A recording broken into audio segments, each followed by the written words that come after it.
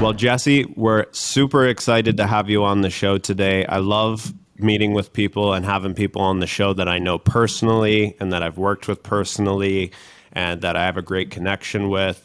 So, for all the people who don't know you very well, Jesse, let's start with a little bit about where you came from and, how you got into sales. Yeah, absolutely. First off, thank you for having me on here, Joe. Yeah, like a little bit about me. I was born in California, raised in Arizona. Um, After high school, was just trying to do what probably everybody was doing, go to community college, but really had no like clear direction of where I was gonna, take my degree and Yeah. like what kind of career I was gonna get into. I Was did take. there Go ahead. was there anything specific in school that you enjoyed? Was there like did you have a favorite subject or were you in sports or Yeah, I actually took a law enforcement class my senior year, and I I think like my first or second semester of college, I finally decided, okay, I'm going to do law enforcement. So went really? to school to be a police officer. Yeah. Officer Jesse. I like Yes. it. All Um, right. So you did that and you initially got into that. It sounds like you developed an interest of that in high school. What was it that made you start thinking you might want to be in law enforcement? yeah, it was a very hands-on class. Like we actually got to tour the jails. They even brought like a dog to the school, and we put on those like arm things. And Ooh, I got bit by a dog, not literally, but with the arm thing. yeah. Um, and like the TV shows, like CSI, like it all seemed really cool. But going to college, a lot of my teachers were like divorced, they were in counseling. And I mean, I personally can't even look at like dead animals on the side of the road. So, really quick figured that wasn't going to be the route that I wanted to take. Um, Okay. So you knew criminal justice wasn't it, and at this point you're in community college, so you're around 19. You're trying to find yourself and you're trying to figure it out. So what'd you do next? so, I'd always been very passionate about like sports and through my high school.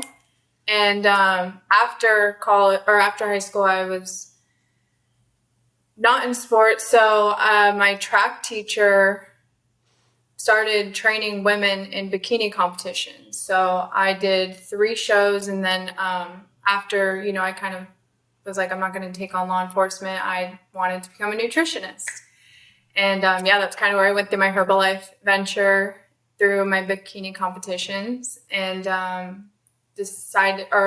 discovered that nutritionists don't make a lot of money, and that was very Yeah. discouraging. So I quit that as well, and that's when I actually dropped out of community college. Yeah. Well, I think a lot of people go through that. I know for me, I had a similar story where, in high school, I didn't really know what I wanted to do, but everybody's like, well, you got to go to college for something. You got to pick something and go do something. And so for me, I was like, well, I like to cook, I guess. So I'll go be a chef. And I went to culinary school for that. But I came to the same conclusion is like, yeah, it's very fun and I'm passionate about it, but I'm also passionate about being able to pay my bills on time and being able to enjoy my life and be in a position of financial strength. So then you start to develop doubts and start to be at least open to something else, something better. So for you, Yeah. you were doing bikini competitions, you were doing bodybuilding and all of that. What was that like? How many years did you do that for? I did 3 shows back to back, so probably like almost a full year. But through that process, like I had learned so much about like discipline, and I think that that really helped me up until today. Just like those sacrifices I had to make during that time, it was a very powerful time in my life. I was going through my first breakup, and just really discovering who Jessie was. And I was very isolated from the world because I couldn't be going out and partying and doing all those things. I had to, focus on that. So it was a really important time in my life where I think it really developed a lot of who I am today. Yeah. I think, a lot of successful people have at least periods in their life where they take their fitness really seriously. They might not end up doing competitions, they might not end up making a career out of it. But I know for me, same thing. It's taught me a ton about discipline in my diet and discipline in going to work out. And like you said, removing yourself from situations where people are out partying and doing things that don't contribute to their health. So I'm sure, Yeah. even though that's not your career, that's not how you're making your money now, I'm sure that was really impactful for you to spend a period of your life taking your fitness so seriously. So Absolutely. do you find anything that you still use today from that period of your life? I think a lot. Like, I think it's like if I'm gonna do something, I can put my head down and like really lock in and do something for whether it's 30 days, like production months, for example. Yeah, I think just overall the discipline taught me a So lot. learning how to be disciplined enough to do a bikini competition, even years later, is still paying off for you because you're using that discipline now in sales to make money. So Exactly. Yep. that's awesome. All right. So once you realized that, bikini competitions wasn't, and fitness wasn't going to be, and nutrition wasn't going to be like your career, what was the next step for you? So that is where I dropped out of community college. I was working at Starbucks and a restaurant serving, and I had my first serving job. One night of serving, I made what I would make in a paycheck at Starbucks. So no brainer. I quit Starbucks, went full into serving, and I mean, I lived a very great life at like 19, 20. Had my own apartment, was paying my bills. But I lacked a lot of vision in my life. And I got to a point where I was very comfortable and complacent. So, fell into kind of like a rut, I would say. Like I wasn't really shooting for anything. I had no goals. I was just literally waking up, going day by day, going to work, going to the gym, going to work, going to the gym. And I stumbled upon a regular, and he was actually opening a brokerage for real estate. And he said, I'll pay for your licensing. Go take your exam. Once you pass, come work with me. And I think that was like the first mentor I ever actually came across, and that believed in me. And I went and took my exam, and I passed. That's awesome. So you got to a point where serving, you were making good money. You just didn't really know where that was going. That was kind of just, something that was a dead end for you. You didn't really see a future there. But real estate really stuck out to you. And so I'm sure you've been approached by a lot of different guys about different opportunities over the years and stuff like that. But what really stuck out to you about this specific person saying, I think you'd be great for real estate? I think when everyone sees real estate, it looks very appealing on the outside. Um, but once I got my exam and I started real estate, it was nothing that I would have ever imagined it to be. However, though, it did, again, I believe I got into real estate because when I started my insurance job, it like prepped me for insurance, basically. Okay.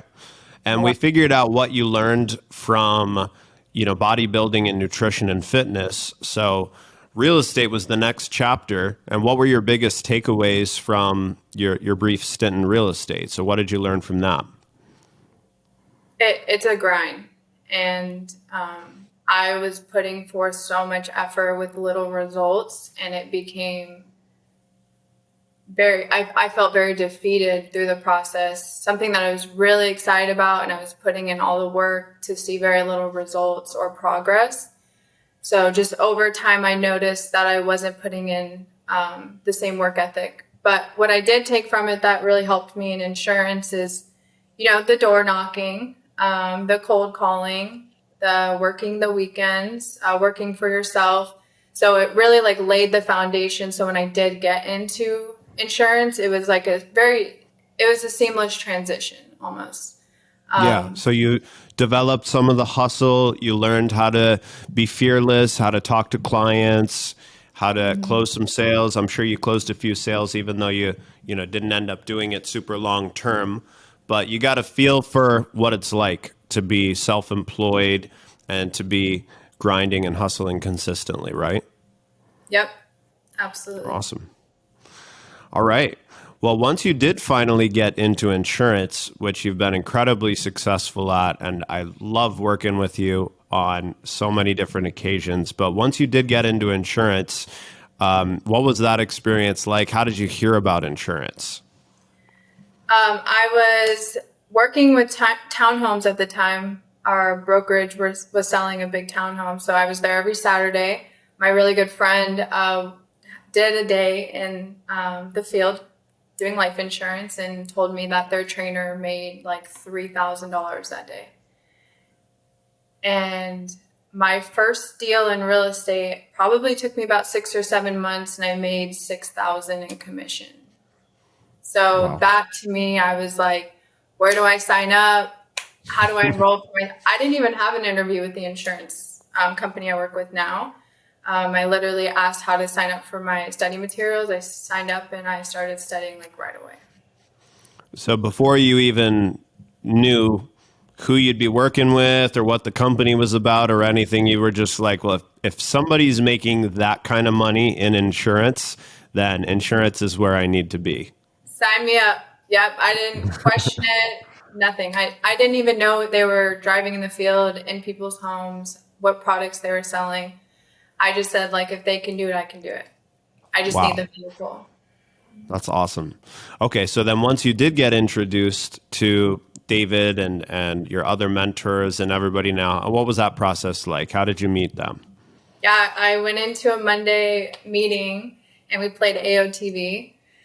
And I just see everybody in the office that's around me on there 4,000, 3,000, 6,000, and I was just like I was just really excited. Okay, like I'm all in, and I got to sit down with David Carpenter, and this like is where like things just changed for me and drastically. Is he had sat down with me and he said like, "What's your 10-year vision?" He said, "Close your eyes.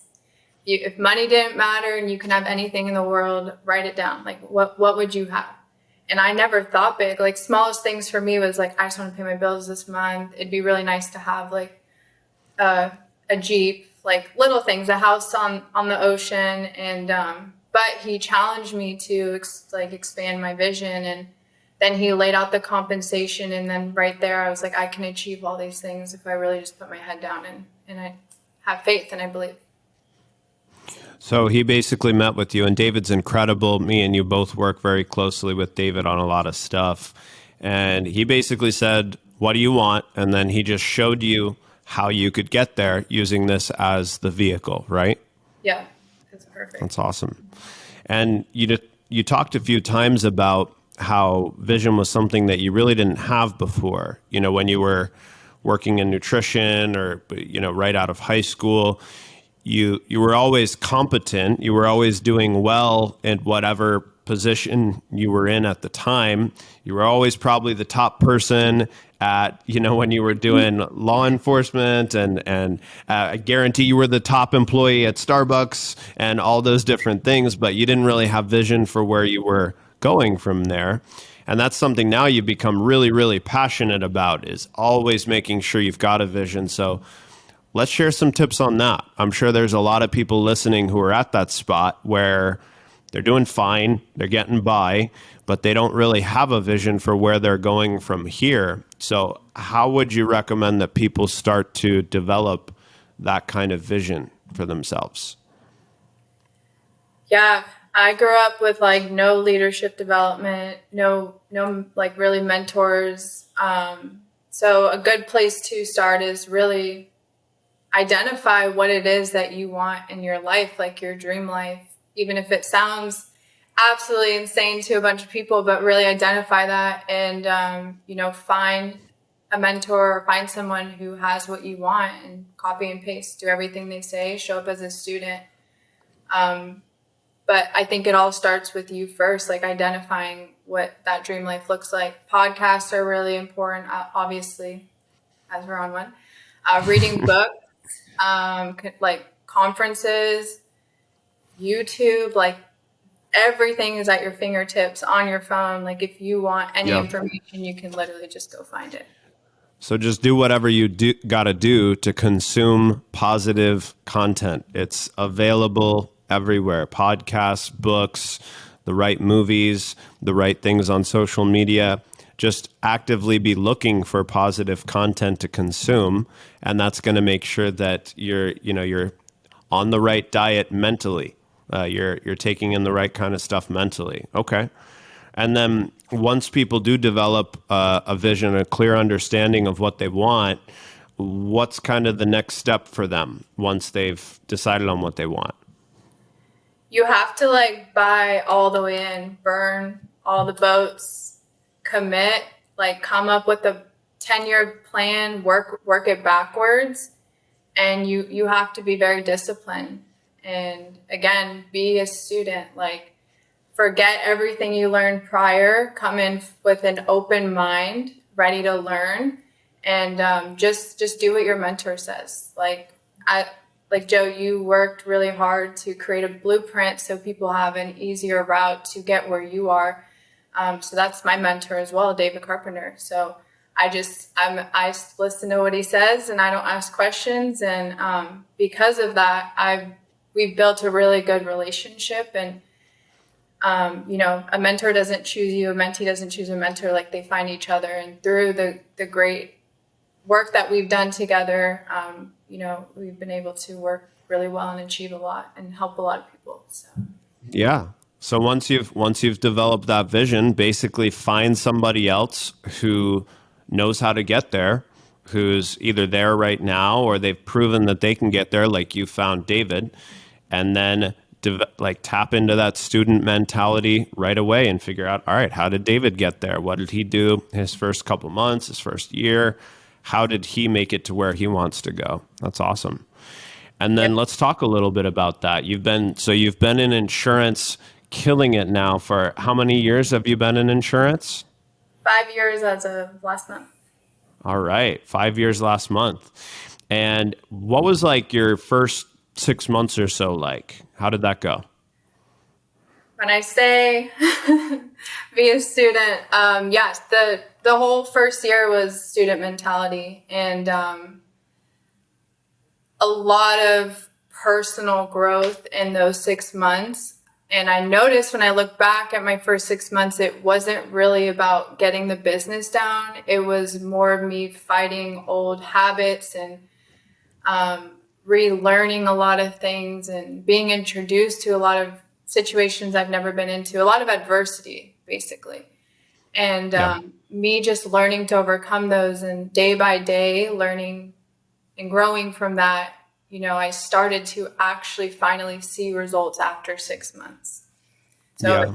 I didn't have training structures like we do now, or really like a mentor. Like my mentor was starting off where I was too. So I was being resourceful, like reaching out to people who were getting the results.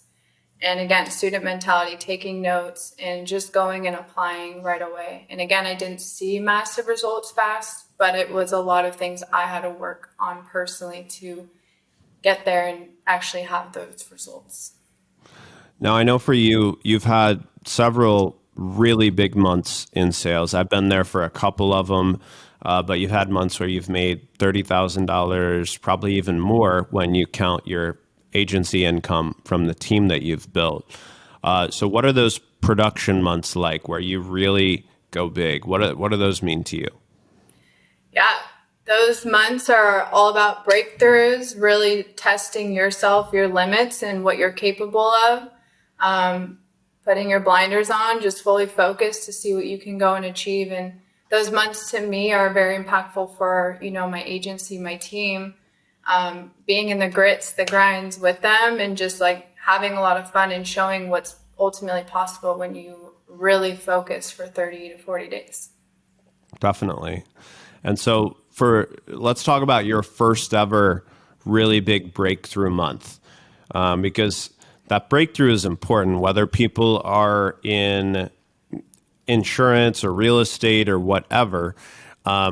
I'm sure that there's so many people out there that have achieved some marginal level of success, but they're just thinking, how do I get to the next level? How do I have that breakthrough month?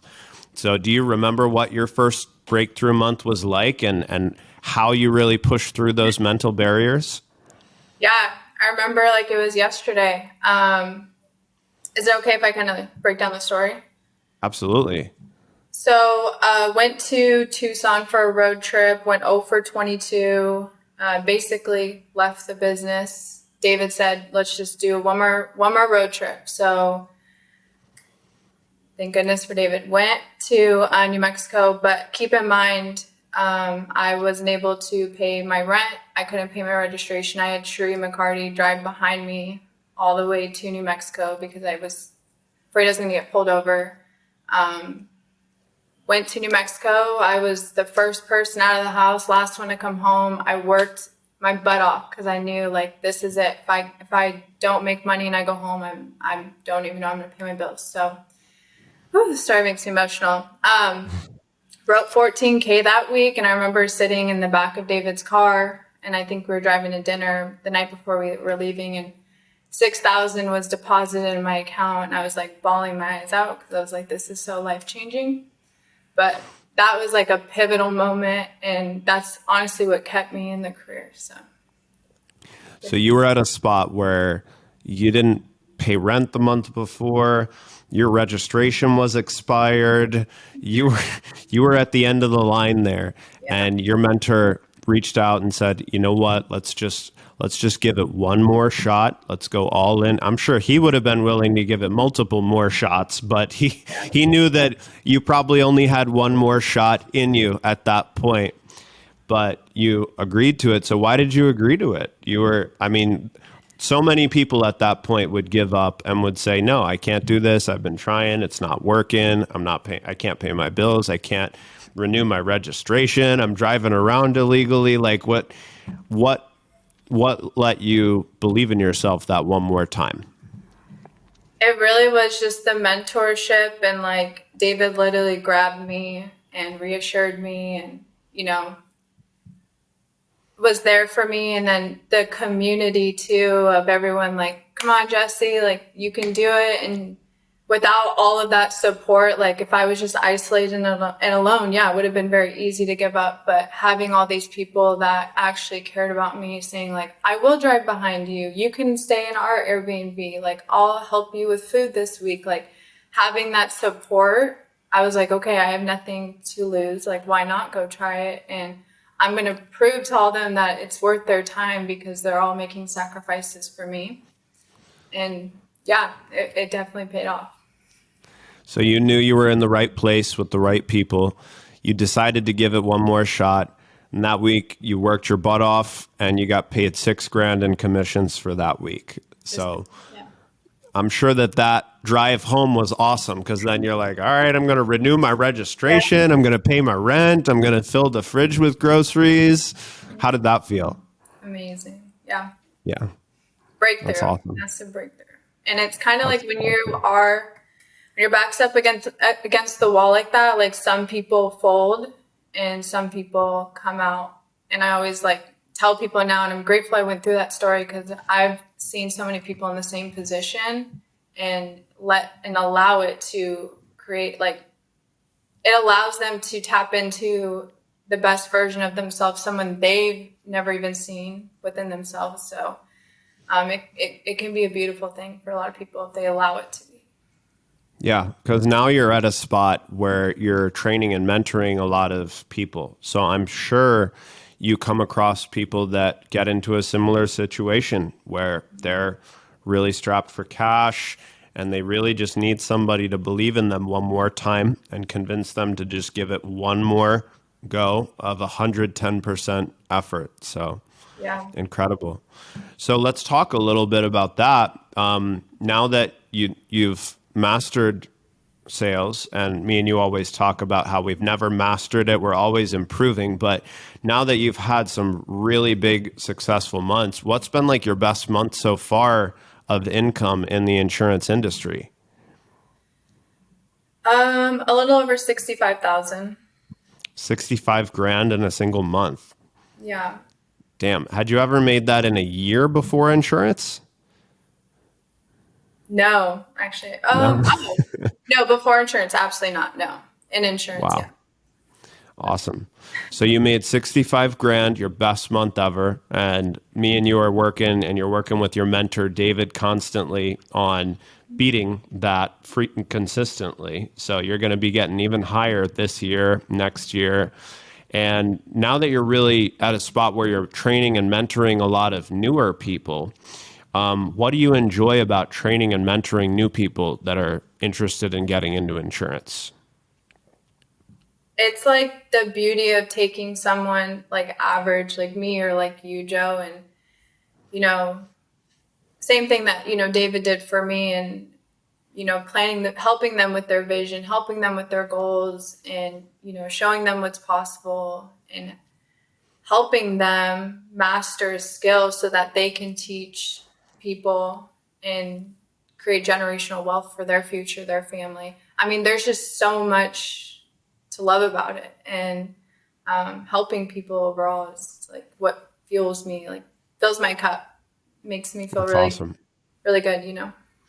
That's awesome. And you've worked a couple different sales positions in insurance and outside of insurance. So, why do you think insurance is the best opportunity for somebody who wants to build a business or be in sales? Like, what keeps you here?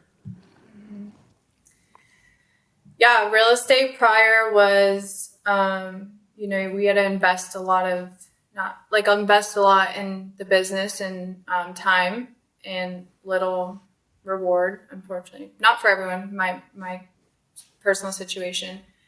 But also, I got to see our company go from infield to virtual. And I think I have like a whole different respect for the company. And I'm a lot more grateful for it because, yeah, I did have to invest when we were in the field when I started here in insurance. And I did have to invest with gas, food, Airbnbs. And now I literally sit at home, pure profit business.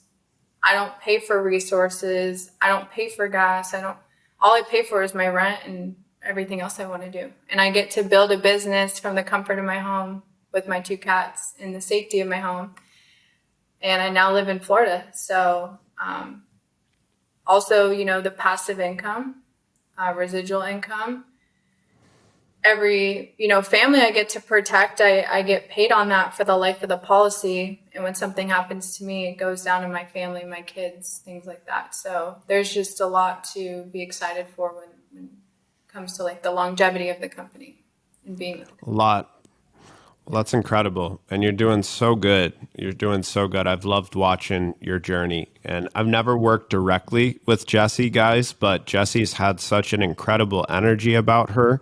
And I could always tell that she just constantly has that student mentality where she wants to get better and better and better every single month and every single year. And I've always wanted to surround myself with people like that because Jessie already has a great mentor and who we've talked about a few times. That's David Carpenter. But I've just loved getting to spend time with her and her team because they help to actually sharpen myself and my team even more just by being around them. So we're constantly bouncing off all kinds of sales ideas with each other. So, Jessie, let's talk a little bit about mindset. So, the whole time that you've been in insurance and in the other opportunities, mindset has played a huge role in what's helped you be successful. I mean, to say yes like that when your rent isn't paid and your registration's not renewed, Yeah. you've got to have a pretty strong mindset. You got to have a lot of belief in yourself. So, what are some things that you do to keep your mindset sharp? Yeah, and guys, this takes a while to identify too. So I've tried many different things. But for me, like the biggest thing is working out. I call it like my therapy, but it really is time for me to like shut off. I do not take phone calls. I do not text. Like it's me versus me in there. And it's time for me to like fill my cup. And that's where I kind of sit with myself and deal with personal things. But outside of that, I've been obviously working on it a lot, but like a good morning routine. I've noticed things that have helped are obviously like podcasts, reading, journaling, which has been very powerful. I've been able to really dissect like my feelings and my emotions and come up with solutions and things like that. But there's a lot of different things you can do to help with your mindset. It's something that's constantly going to improve over time and something to work on over time. Well, fitness is huge. Going to the gym regularly is huge for your mindset. I'm sure everyone would agree. Have you ever had periods where you slacked off a bit and you didn't go to the gym for a period? And how did that affect you? Oh yeah. Yep. It, you can just tell it hanging around me. It affects me.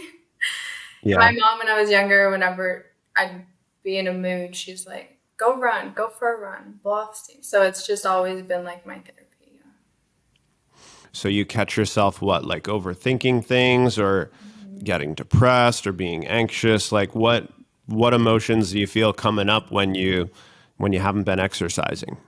Biggest thing is just drained. Like there's so much that we do on a day-to-day basis, Joe, to like we're constantly pouring into people, and um, it's easy sometimes to forget to take care of yourself. But that's like I show up my best self when I take care of Jessie first, and then I come to work. So I have to do it in the morning, or else I know I won't do it after work.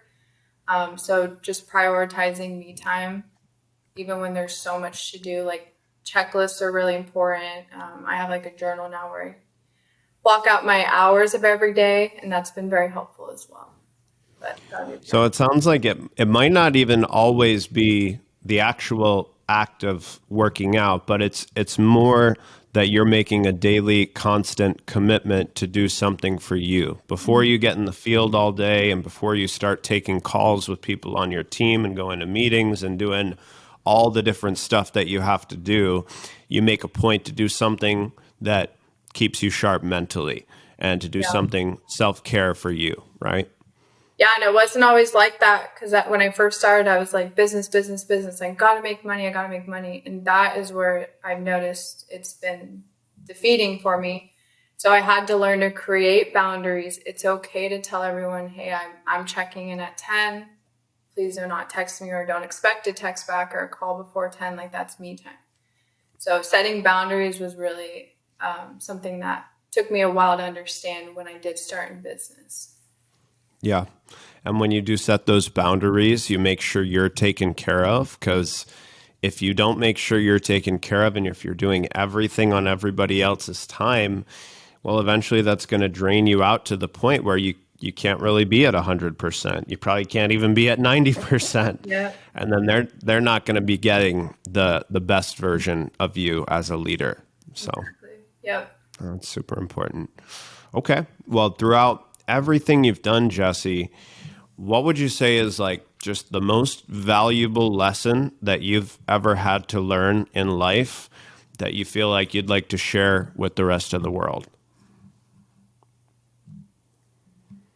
Yeah, valuable lesson. I mean, I said it before, but I do feel like this is very valuable is always being a student.